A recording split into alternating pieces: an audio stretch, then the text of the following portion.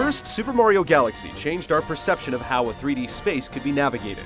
Upside down, right side up, it was all fair game with its gravity-defying hijinks that challenged us to put our minds on hold and allow our instincts to take over. Less than 3 years later, the mustached mascot is taking to the cosmos once again with a much leaner, meaner disposition. But is it enough to keep the game from feeling like a glorified expansion?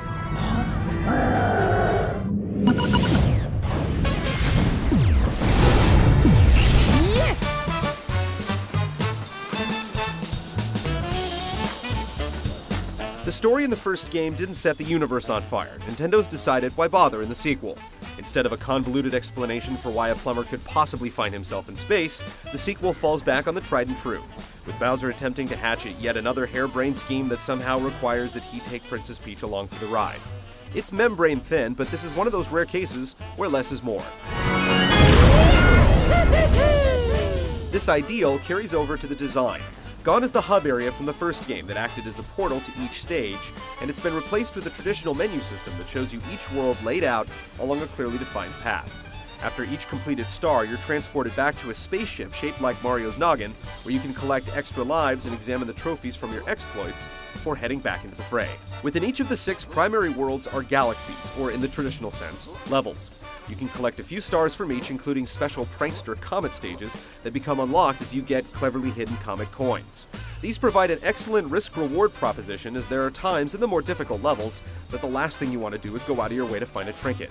Just like the first game, many of the levels have multiple parts that require finding star-shaped transporters that send Mario careening to the next chunk of land. The downside is that many times this structure limits your ability to go back and pick up missed doodads.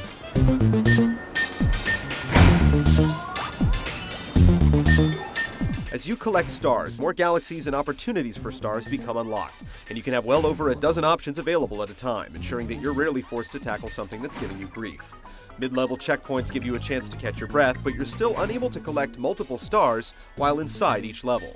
Hidden stars are definitely the most difficult to find, since they normally require finding a secret area or tinkering with the environment to uncover. Inventive boss battles are plentiful, and while you rub elbows with Bowser multiple times throughout the game, the premise for defeating him is always the same.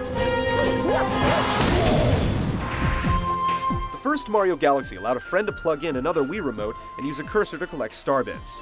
Collecting has been expanded to yellow coins, which can be a huge help considering they restore Mario's health and aren't always easy to get. The second player can also stun enemies with star bits and then defeat them. It goes a long way towards engaging the second player, but it can also make things significantly easier since the levels don't change based upon the number of players.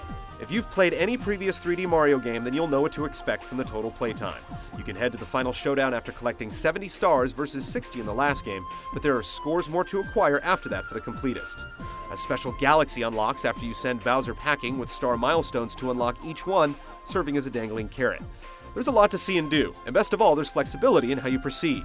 Without the story forcing the framework, the game amounts to a series of small nuggets of entertainment that can be easily put down and picked back up without the worry of where to go or what to do next.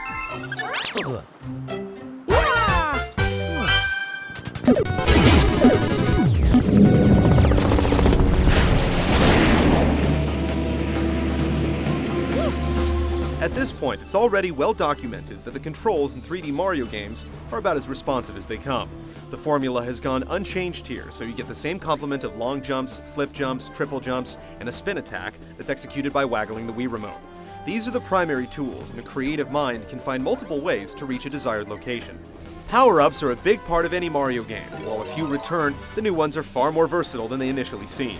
The drill power-up, for instance, is one of the best in the game, and the levels designed around it will make you look at video games in a whole new way. We'll leave some for you to discover on your own, for the list of buffs really runs the gamut, with some getting more use than others.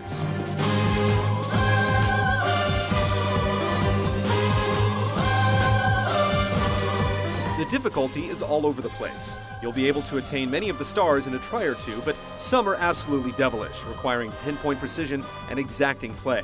With so many bottomless pits working in conjunction with far too many variables, you'll find new ways to lose lives with every restart. It's a good thing that finding extras is so easy.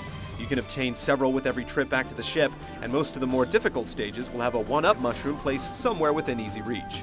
The ones that don't will test your mettle, and don't be surprised if you lose 20 lives or more before finally nailing them. The prankster Comet stages are like an abusive relationship. You'll endure punishment over and over again, yet you keep coming back for more. Speed runs and timed coin challenges and levels you have problems just completing the first time around are absolutely brutal. The gameplay variety is basically unmatched in the medium. There's plenty of platforming to be done, though the pure jumping stages from the first game have oddly disappeared. Then there's racing, flying, swimming, shooting, puzzles, and just about any other gameplay type you can think of.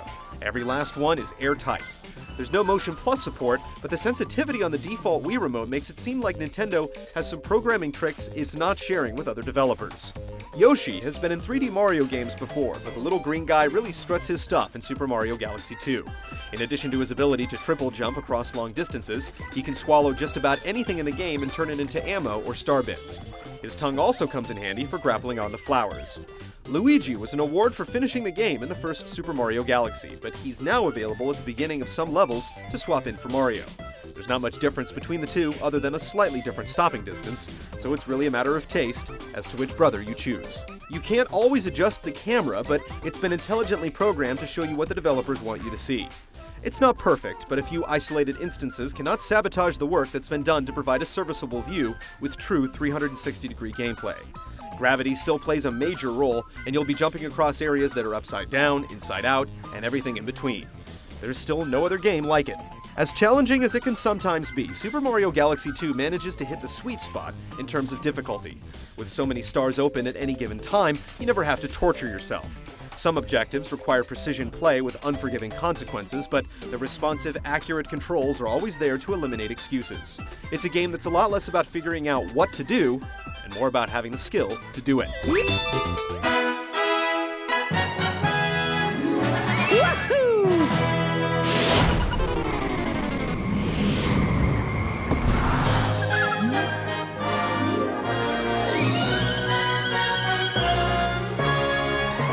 It's hard to find many technical improvements to the presentation.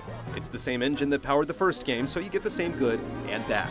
Aliasing can be awful at times and textures can appear blurry, but it runs at a rock-solid frame rate and includes some interesting effects here and there, like fur shading and persistent footprints. The art is really what sells it though. While garish at times, the day-glow environments look like you could almost taste them, and some of the effects for dissolving floors look better than what we see in much more powerful HD consoles. Creature design could certainly use some work and variety, but at the very least, the artists have some vivid imaginations. The audio is the real star of the presentation. Yeah, you get some great orchestrated versions of classic Mario tunes, but sound cues have been implemented into the gameplay to tell you when to jump in some levels, and instruments will solo into each track when the action heats up. The script for the game was probably less than a page, but it goes back to the less is more ideal.